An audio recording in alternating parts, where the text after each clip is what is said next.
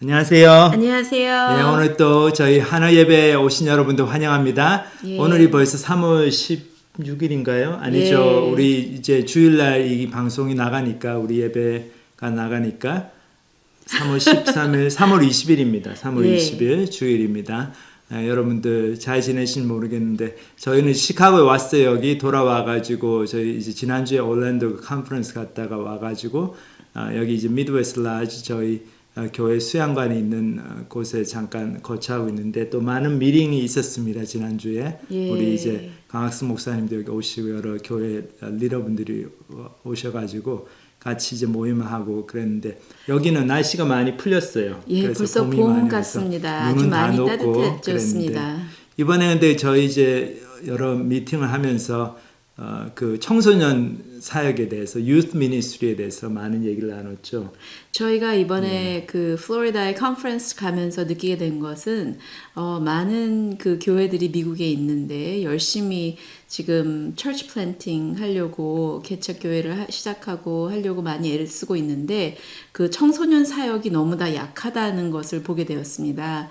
많은 커다란 교회에서도 그 하이스쿨 그런 고등부 사역이 특히 많이 약해져서 힘들어진 것 같아요. 많은 청소년들이 그 고등부에 가서 그때쯤 나이에서 그 신앙을 잃고 그러는 모습을 많이 보게 되고요. 그래서 정말 청소년부 저희가 어떻게 도울 수 있을까 청소년들을 하는 그런 이야기들을 많이 하게 되었습니다. 그래서 큰 교회 미국에 있는 이제 뭐 제일 큰 교회 한 20개 정도 교회 저희들이 그 웹사이트를 가서 봤는데 이제 많은 경우에 고등부 예배 주일 예배가 없고 이제 고등부 같은 경우는 부모님과 함께 어른 예배 참석하고 그러는데 그게 모르겠어요. 그게 꼭 좋은 건지 잘 모르겠는데 하여튼 이 고등부 사역을 담당할 이제 목사님이나 전도사님을 이제 구하기가 좀 어려운 부분도 있고 그래서 사역이 많이 약해졌는데 저희 교회가 젊은 우리 대학생들하고 또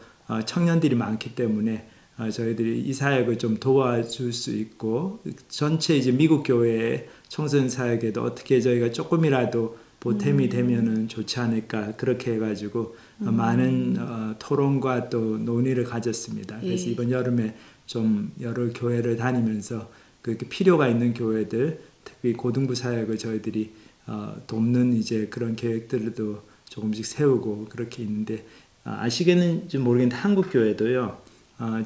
전 어머니가 그때 저희 서울에서 다니시는 교회 그 교구 목사님 저희 어머니 장례식 때 이제 나갔을 때 그 목사님하고 잠깐 얘기를 나눴는데 그분이 이제 예장 통합 측 그 예수교 장로회 통합 측 한국에서는 그 장로교단 중에서는 제일 큰 교단이죠. 그 출신이신데 하시는 말씀이 지금 현재 55% 정도의 그 교회가 예장 통합 교단에 소속된 그 교회들 중에 55%의 교회가 주일학교가 없다. 중고등부는 말할 것도 없고 주일학교 그러니까 너무 걱정되는 국민 일이죠. 초등학교부도 없는 거예요. 근데 그게 왜 그런가 하면은 교인들이 이제 선생님으로 자원하시는 분들이 너무 적은 거죠. 참 그 소식을 듣고 너무 안타까웠습니다. 저희들이 신앙의 유산 우리 다음 세대에 제대로 물려주는 그것이 참 잘 귀한데 가르쳐야 될 텐데 그거에 그걸 못하고 대해서 있으니까 참 많은 책임감 또 저희들 사명감을 또 느끼게 됩니다. 그래서 우리 여기 예배 오시는 분들도 자녀분들 또 손자 손녀들에게 참 좋은 신앙의 본을 보이고 그런 신앙의 유산을 남겨주는 것이 정말 가장 값진 유산을 남겨주는 것이고 최고로 우리 손자 손녀들 또 자녀들을 사랑하는 또 방법이 맞습니다. 되는 것 같습니다. 그래서 여러분들도 우리 청소년 사역을 위해서 계속 기도해 주시고 이제 오늘 저희들 이제 찬양 한 곡 같이 또 듣고 부르고 오늘은 우리 샛별 형제님께서 창세기 20장 21장 본문을 가지고 말씀을 전해 주시겠습니다.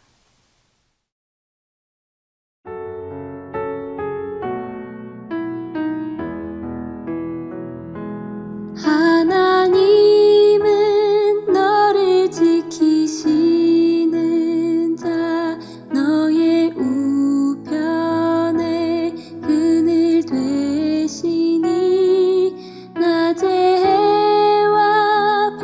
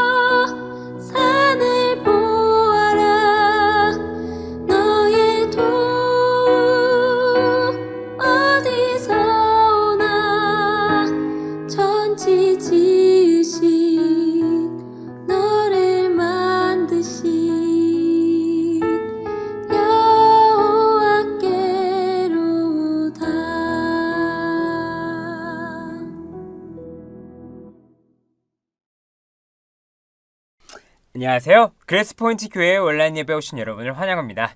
저는 저희 교회 대학부에서 섬기고 있는 김샛별입니다.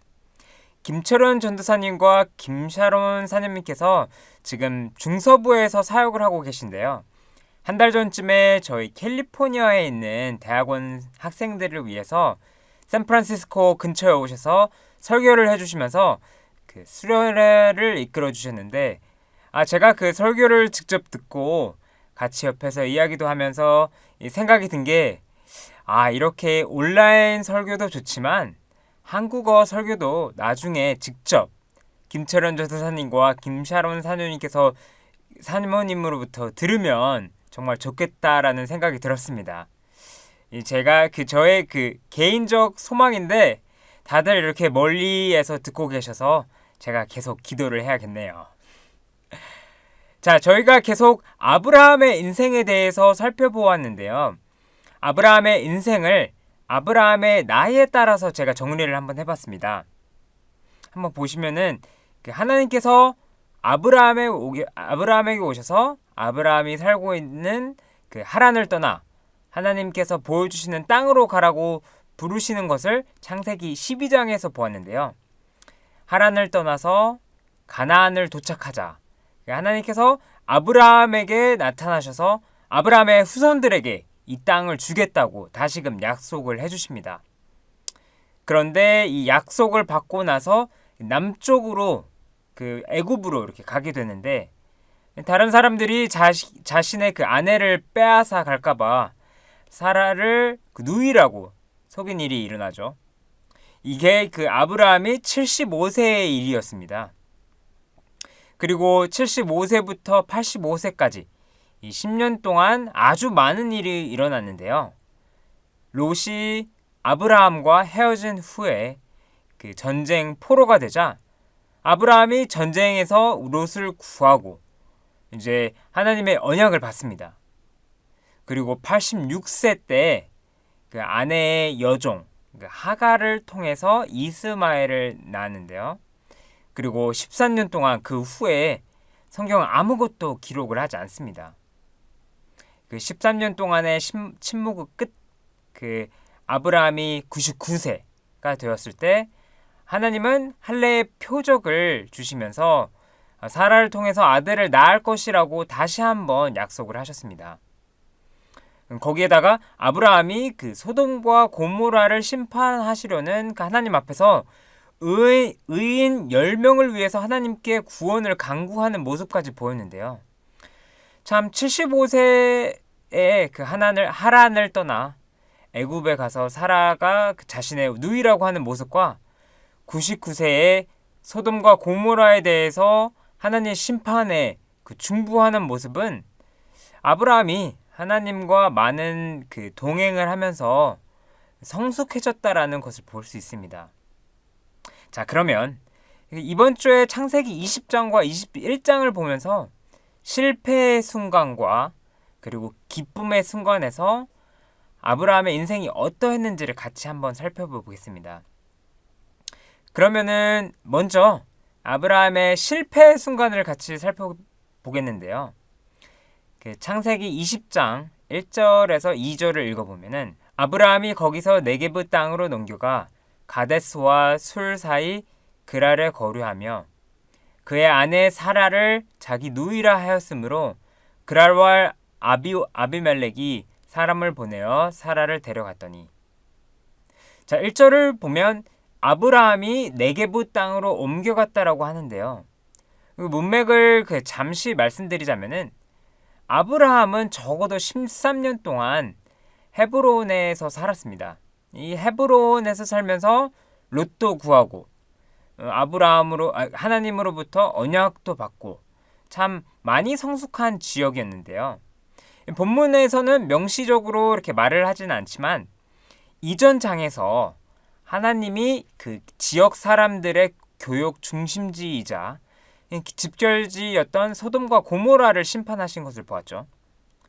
아브라함이 섬기는 하나님께서 자신들의 삶의 중심지였던 소돔과 고모라를 심판하신 하나님이라는 것을 알아서 아마 원한을 품지 않았을까.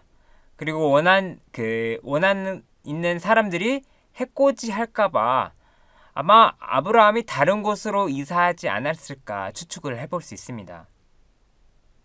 이제 2절을 보셨을 때 아마 와 이게 내가 지금 데자뷰를 걷고 있는 건가? 하면서 의아해 하셨을지도 모르겠는데요. 그랄이라는 지역으로 가서 아브라함은 자신의 아내 사라가 자신의 누이라고 그랄 왕 아비멜렉에게 거짓말을 합니다. 창세기 12장에서 애굽에 가서 애굽의 왕 바로에게 사라가 자신의 누이라고 한 것과 거의 판박이 같이 거짓말을 하는 것이죠. 근데 애굽, 현대의 이집트이죠. 애굽은 그 당시에 최대로 힘이 강한 나라였기 때문에 애굽에 처음 갔을 때 아브라함이 두려워하는 모습은 어느 정도는 이해할 만한데요. 그 창세기 20장에 아브라함이 옮겨간 그랄이라는 지역은 사실 가나안 지역 남동쪽 모퉁이에 있는 아주 작은 성읍이었습니다. 게다가 더욱 놀라운 것은 처음 애굽에서 거짓말했던 시절과 비교했을 때 아브라함이 하나님과 더 친밀하고 깊이 알게 됐음에도 불구하고 이전과 같이 거짓말을 했다라는 점입니다. 롯을 구하기 위해 목숨을 걸고 용감하게 다섯 왕을 쫓아서 물리쳤던 아브라함.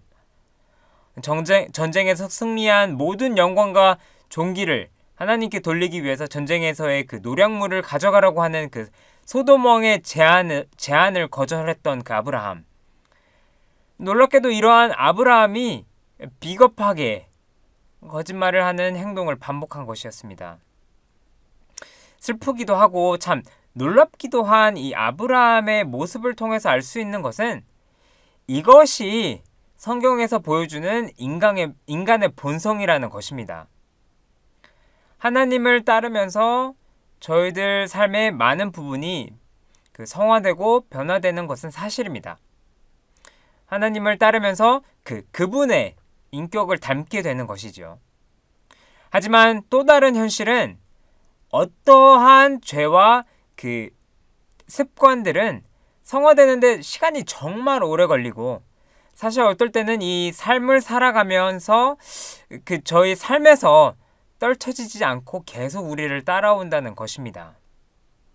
아브라함은 하나님과 20몇 년 동안 같이 따르면서 알아갔어도 여전히 다른 왕들 지역에서 사라의 미모 때문에 죽음을 당할까봐 두려워하고 거짓말하는 모습이 다시 되돌아오게 되는 것입니다.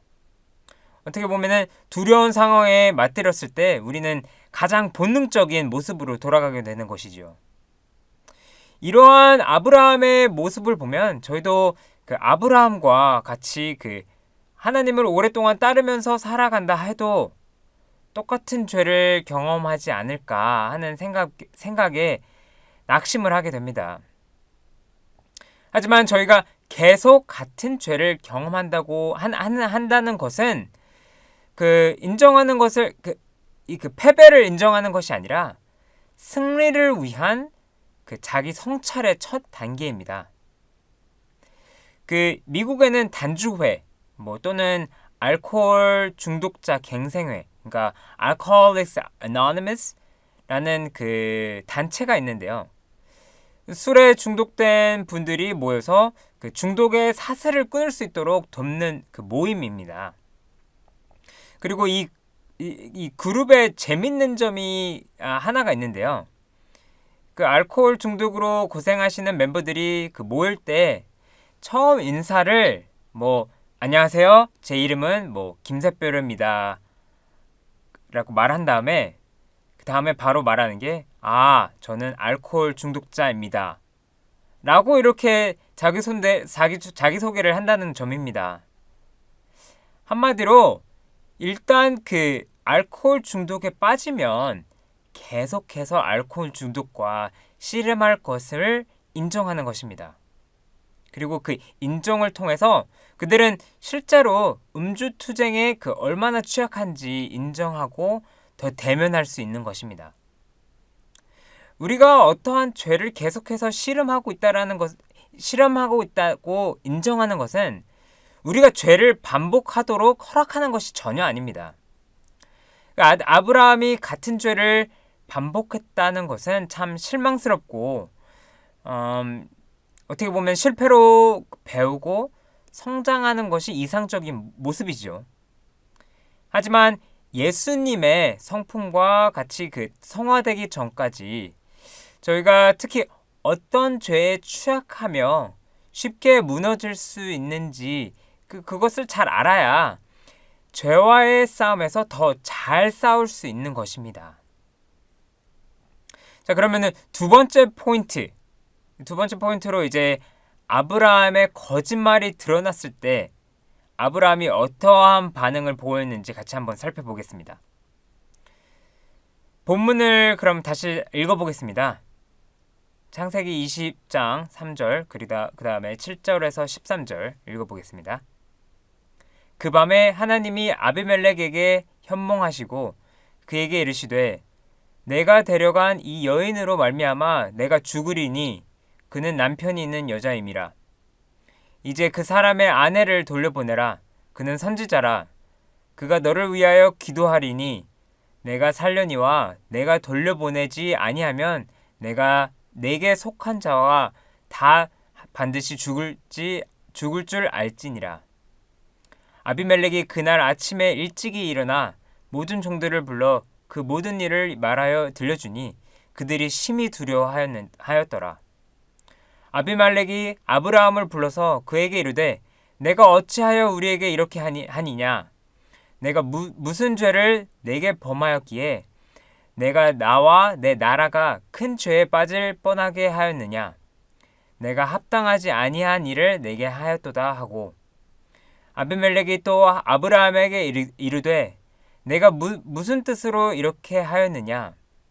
아브라함이 이르기되 이곳에는 하나님을 두려워함이 없으니 내가 아내로 말미암아 사람들이 나를 죽일까 생각하였으며 또 그는 정말로 나의 이복 누이로서 내 아내가 되었음이니라. 하나님이 내가 아버지의 집을 떠나 두루 다니게 하실 때에 내가 아내에게 말하기를 이후로 우리가 가는 곳마다 그대는 나를 그대의 오라비라 하라.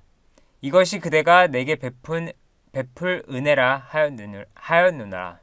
이 본문에서 알 수 있듯이 아비멜렉이 사라를 궁전으로 데리고 가는데요. 이때 하나님은 아비멜렉의 꿈에 나타나셔서 사라가 실제로 아브라함의 아내이며 그가 사라를 돌려주지 않으면 아비멜렉이 죽을 것이라고 말씀하십니다. 아비멜렉은 이것을 전혀 몰랐기 때문에 하나님의 말씀을 듣고 크게 놀라서 하나님 앞에서 자기가 결백하다고 부르짖습니다. 그리고 이 아침이 되자 그는 아브라함을 불러 왜 사라가 자기 누이라고 거짓말을 한 이유를 아브라함에게 거의 꾸짖듯이 이렇게 물어보는데요. 여기서 아브라함이 자기의 그 행동을 정당화하는 변명을 줄줄이 대답을 합니다. 처음 그 변명은 아브라함이 그랄 사람들이 하나님을 두려워하지 않고 자기를 죽일 것이라고 생각했기 때문에 그래서 거짓말을 할 수밖에 없었다고 합니다. 이제 거기에다가 12절과 13절을 보면은 아브라함은 사라가 엄밀하게 따지면은 그의 이복 누이라고 장황하게 설명을 합니다. 이게 사실이든 아니든 반쯤 진실을 이용해 남을 속인 것은 너무 훤히 보이는 사실이죠. 거기에다가 13절을 보면은 하나님이 내가 내 아버지의 집을 떠나 두루 다니게 하실 때 이렇게 말씀을 하시는데 즉 하나님께서 이렇게 하나님을 따르는 삶을 살도록 부르셨기 때문에 자신이 사라에게 오라비라고 모든 사람들에게 전하게 됐다고 거의 하나님을 원망하는 투로 변명을 하죠. 참 솔직히 조금 한심한 그림입니다. 그리고 근데 이 흥미로운 점은 아브라함이 거짓말을 한 이유 중 하나가 그랄 사람이 하나님을 두려워하지 않는다는 것이었는데요. 참 현실은 아브라함이 생각한 그 생각한 것과 정반대였습니다. 이 8절에 보면은 아비멜렉이 하나님으로부터 들은 내용을 모든 사람에게 알리자 사람들이 심히 두려워하다라고 했는데요. 게다가 그 아비멜렉이 9절에서 내가 무슨 죄를 범하였기에 내가 나와 내 나라가 큰 죄에 빠질 뻔하게 하였느냐, 내가 합당하지 아니한 일을 내게 행하였도다 하고, 이게 이렇게라고 그 아브라함에게 말을 하는데, 이것을 보면은 아비멜렉은 어떠한 행동이 죄인지 꽤나 잘 알고 있는 것을 볼 수 있습니다. 한마디로 아이러니하게도 이 사건을 통해서 사실은 아브라함이 하나님을 두려워하지 않았다는 것을 볼 수 있습니다.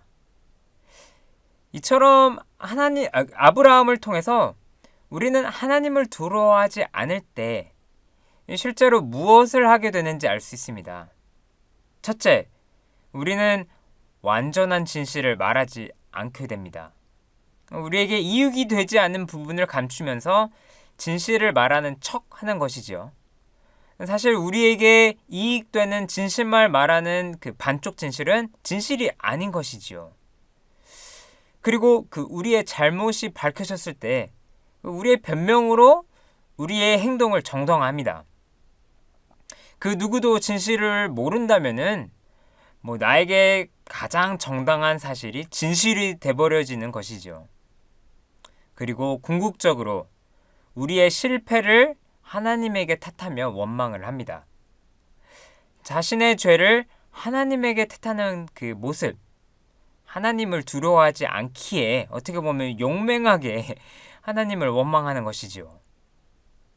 자, 그 반대로 하나님을 두려워한다라는 말은 하나님이 그 천지를 만드신 하나님이시고 모든 것을 아시는 진리의 하나님이시기 때문에 그러한 하나님을 존귀하며 살아가는 그 마음을 뜻합니다. 특히 하나님께서 거짓이 없는 하나님이시기에 성경의 많은 구절들에서 우리 또한 그 진실되게 살아가라고 이렇게 말씀을 하고 계십니다. 히브리서 6장 18절을 보면은 이는 하나님이 거짓말을 하실 수 없는 이 두 가지 변하지 못할 사실로, 그리고 레위기 19장 11절을 보면은 너희는 도둑질을 하지 말며 속이지 말며 서로 거짓말하지 말며, 그리고 잠언 12장을 보면은 거짓 입술은 여호와께 미움을 받아도 진실하게 행하는 자는 그의 기뻐하심을 받느니라. 마지막 그 요한복음 8장 44절 너희는 너희 아비 마귀에게서 났으니 너희 아비의 욕심대로 너희도 행하고자 하느니라. 그는 처음부터 살인한 자요 진리가 그 속에 없으므로 진리에 서지 못하고 거짓을 말할 때마다 제 것으로 말하니 이는 그가 거짓말쟁이요 거짓의 아비가 되었음이라. 너무 많은 구절이 있었지만 그 몇 가지를 골라야 했는데요. 이 구절들이 진실로 말을 하고 삶을 살기를 아주 명백하게 보여주고 있습니다. 제가 교회에서 같이 봉사하는 리더 한 분이 계시는데요. 그분의 이야기를 나누려고 합니다. 이 형제가 어렸을 때 자라면서 정말 누구에게나 그 칭찬받는 아이였는데요. 학교에서도 공부도 잘하고 운동도 잘해서 모든 어른들에게 칭찬을 받으면서 자랐습니다. 그런데 남들의 그 기대가 컸는지 어른들이 모를 때는 친구들과 놀러가고 말썽을 부리면서 거짓말로 이중적 생활을 하면서 자라왔는데요. 그리고 이 거짓말한 게 그 들통이 나도 자신의 거짓말을 완전히 인정하지 않고 들통난 부분만 인정을 하며 살아갔습니다. 이렇게 거짓말을 하면서 자라왔지만 전반적으로는 그 인생이 잘 가고 왔는데요. 이 형제가 UC 버클리 대학에 처음 와서 저희 교회에서 기독교인이 되었는데 이 4년이 지나고 모두 대학을 졸업하는 그 4학년 졸업 시즌이 왔는데 이 형제가 신입생일 때 그 대학 생활의 자유를 너무 누리면서 그 일부 수업을 낙제해서 사실은 그 추가로 학기들을 남아서 더 공부해서 이 졸업을 할 수 있는 해야 하는 상황이었는데요. 그런데 이 형제의 그 모든 친구들이 다 졸업하고 있는데 자기 자신만 그 캠퍼스에 남아서 학생으로 공부해야 한다라는 사실이 너무 싫어서 그 옛 생활 방식대로 그 친구들, 교회 리더분들 그리고 회사 사람들까지 모든 사람들에게 졸업을 했다고 거짓말을 하고 거의 한 2년, 3년 동안 그 취업해서 일을 하면서 살게 되었습니다. 근데 그 졸업하고 2, 3년 동안 아무도 자신이 졸업을 안 했다는 사실을 그 모르고 잘 지내고 있었지만 하나님의 말씀을 듣고 그 공부하면서 하나님의 말씀에 감명받아서 자신의 과거와 거짓말을 했던 그 과거에 직시하기로 마음을 먹습니다. 이 형제는 결국 모든 사람들에게 이 모든 사실을 고백하는데요. 그리고 거기에다가 그 교회 멘토분들의 그 조언을 따라서 그 리더분은 그 자기가 잘 다니던 그 직장을 그만두고 학교에 돌아가서 마치지 못한 학점을 마치기로 결심을 합니다. 어떻게 보면은 거짓말을 하며 살았던 그 자신의 인생을 마감하기 위해서 일부러 학교로 돌아간 것이죠. 이게 거의 20년 전 이야기인데요. 학교를 졸업하시고 나서 취직을 다시 해 그 일을 하다가 지금 저희 교회에서 풀타임으로 섬기고 계십니다. 참 이 형제의 이야기는 고무적이죠. 졸업한 척하고 있어도 사실은 말하지 않았으면 아무도 몰랐을 텐데 이 형제가 이렇게 모든 사실을 직면하고 고백할 수 있었던 이유는 하나님에 대한 두려움과 하나님께서 모든 것을 아신다는 그 사실을 잘 알고 있었기 때문입니다. 우리가 하나님 앞에서 숨길 수 있는 것은 아무것도 없습니다. 그리고 하나님에 대한 합당한 두려움이 있을 때만 우리에 대한 모든 진리, 심지어 과거의 모든 진리까지도 대면할 수 있고 그때에서만 완전히 하나님의 온유하신 그 치유를 경험할 수 있습니다. 본문으로 돌아가서 아브라함이 아빌렉에게 거짓말하는 그 그림이 낙심적이죠. 그러나 그 이야기가 여기서 끝나지 않습니다. 세 번째 포인트로 우리는 그 이 여정을 통해서 아브라함이 죄와 영적 실패를 거듭할 때 하나님께서 아브라함에게 얼마나 신실하게 함께 계셨는지를 같이 보면서 용기를 얻을 수 있습니다. 그럼 한번 같이 살펴보겠습니다.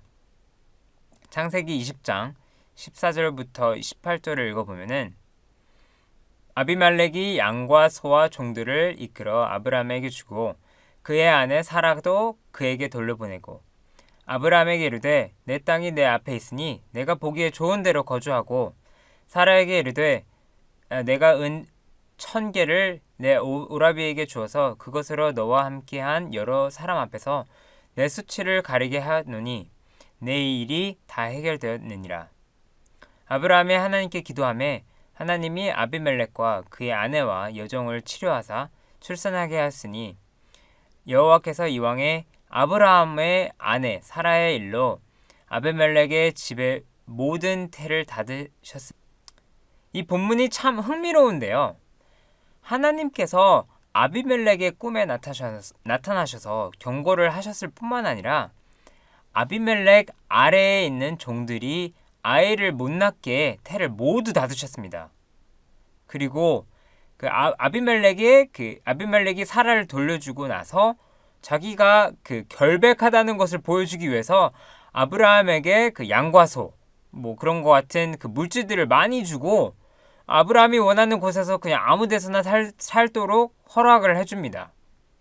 거기에다가 아브라함이 아비멜렉을 위해서 그 하나님께 기도하자 하나님은 아브라함의 기도를 들어주셨고 그 아비멜렉의 그 아내와 여종들을 고쳐주셔서 이제 아이를 낳을 수 있게 됩니다.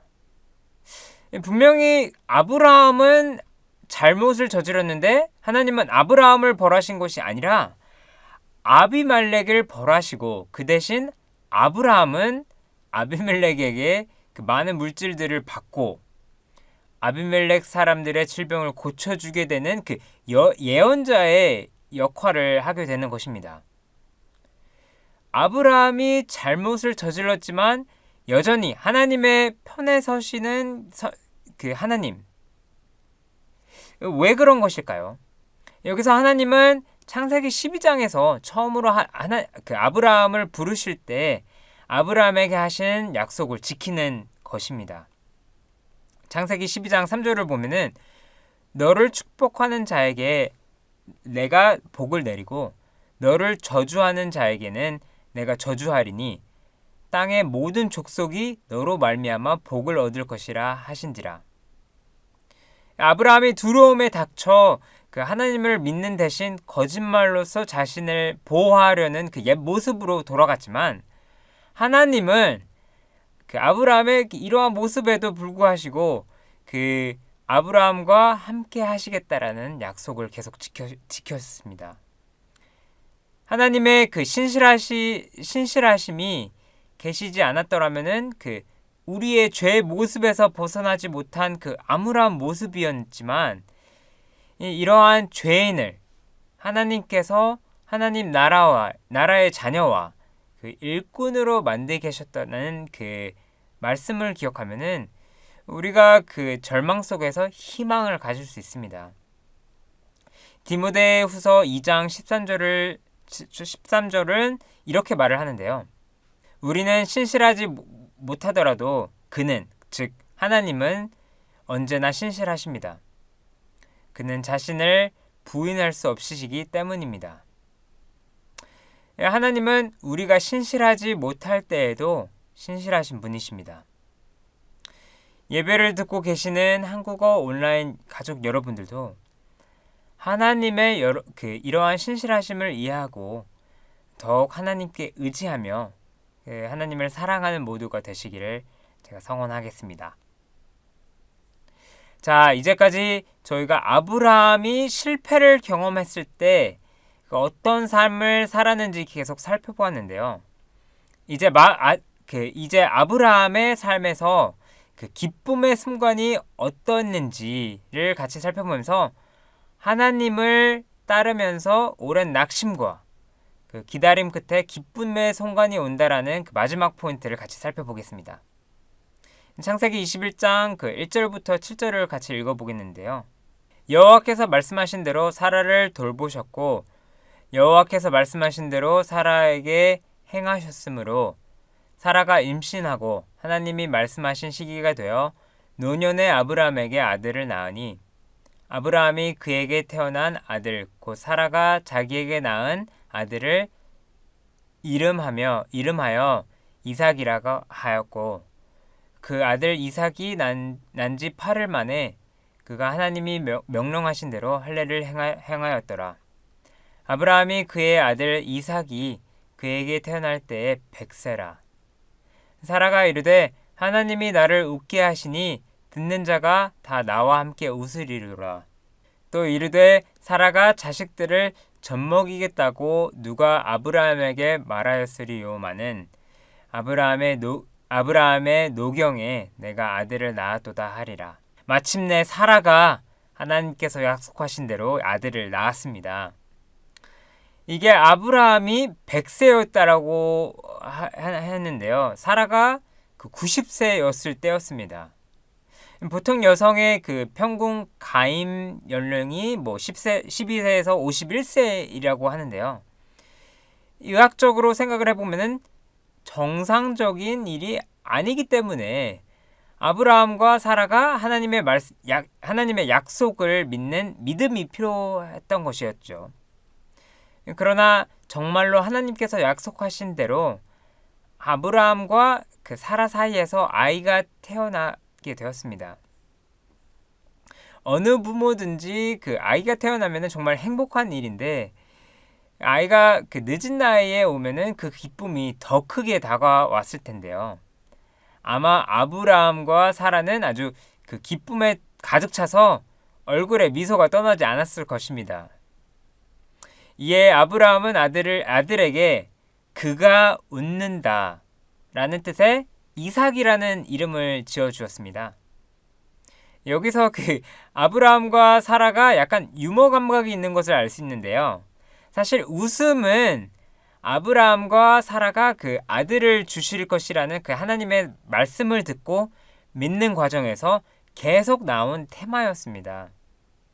창세기 18장 12절에서 13절에 그 하나님의 천사들이 사라가 그 1년 안에 아이를 낳을 것이라고 했을 때 사라가 그 믿지 않아 속으로 웃는 그 장면을 보았는데요. 믿기지 않는다는 웃음이었죠. 근데 여기서 그 하나님의 천사들과 사라가는 약간 재밌는 대화를 나눕니다.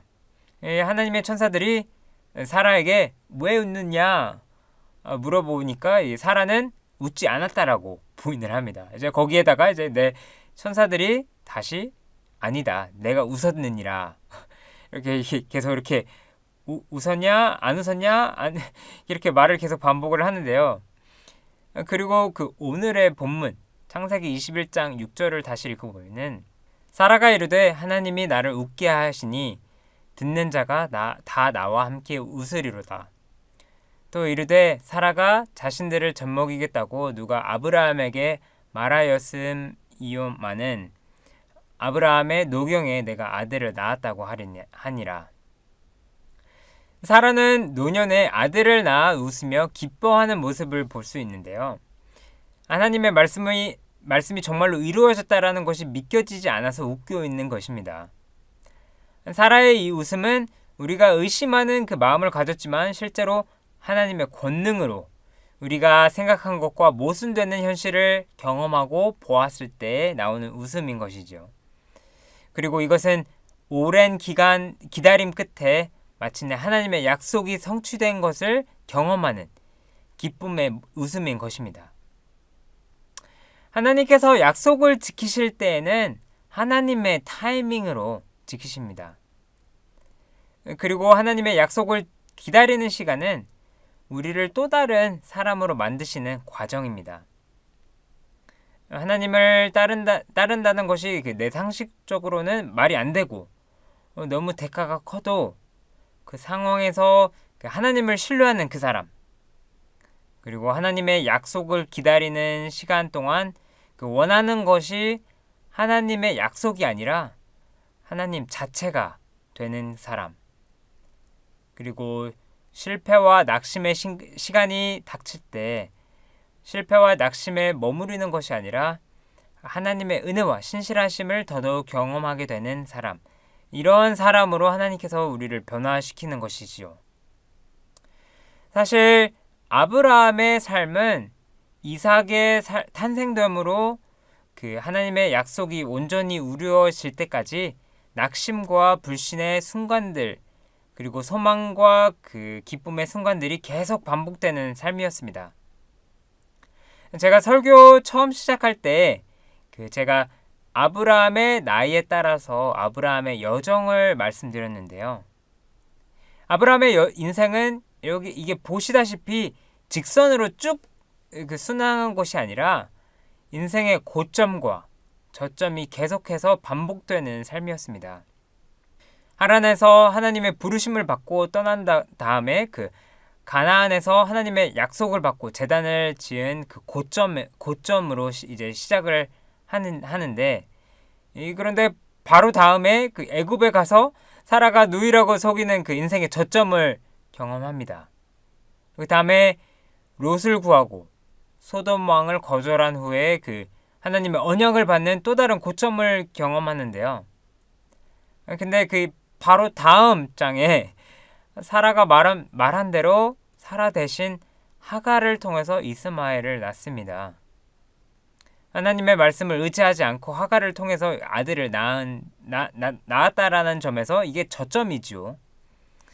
다음 14년 동안 하나님께서 침묵을 하시는데 그 끝에 하나님께서 나타나셔서 할례의 표적을 주시고 하나님께서 그 이삭의 출생을 약속하시는 고점을 또 경험합니다.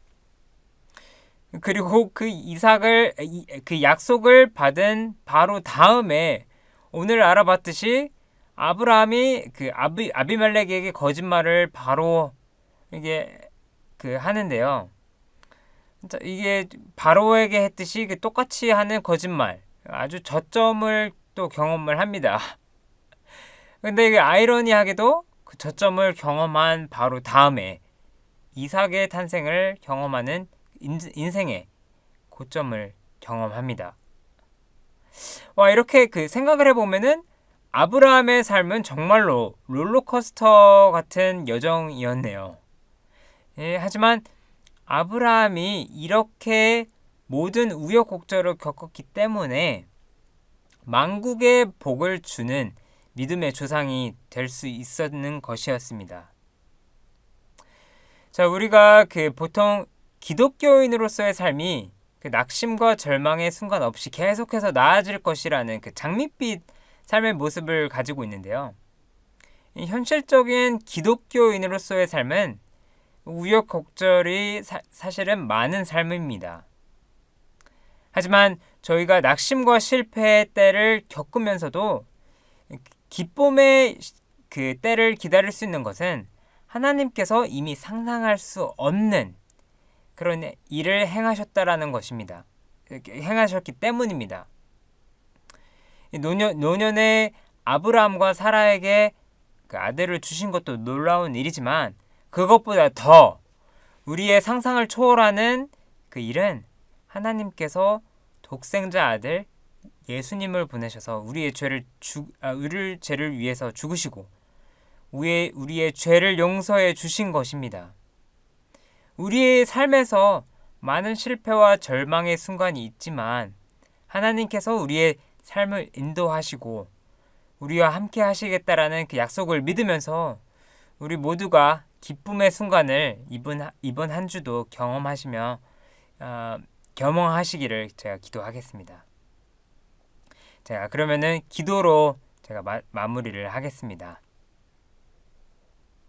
하나님 아버지, 오늘도 이렇게 아브라함의 인생을 통해서 절망의 순간과 기쁨의 순간에서 어떻게 하나님께서 아브라함을 이끌어 주시는지를 알려주신 것 감사합니다.